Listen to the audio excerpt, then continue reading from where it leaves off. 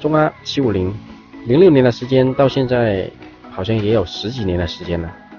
这个铁丝用上了最大的用处，只要它不漏，这线路也要收拾一下。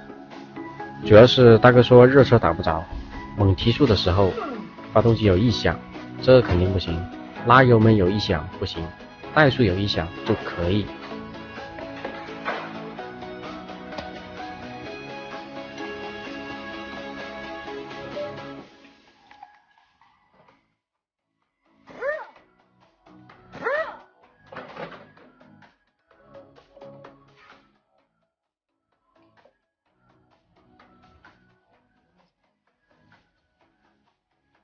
跟预想当中的一样，瓦片拉了，坏了。这里还是有很多人不明白瓦片是什么东西。简单的比喻一下，可能你们就懂了。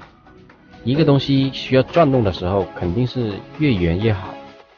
原本轴承是最好的，但是这里它用2片瓦合起来，形成一个圆圈，它是正常的转动。如果瓦片拉了变形了，它就形不成一个圆，这个时候就启动困难。这就是瓦片的作用。3档猛加油门的时候容易变成空档，这个就是原因。猛加油门的时候它卡不进去，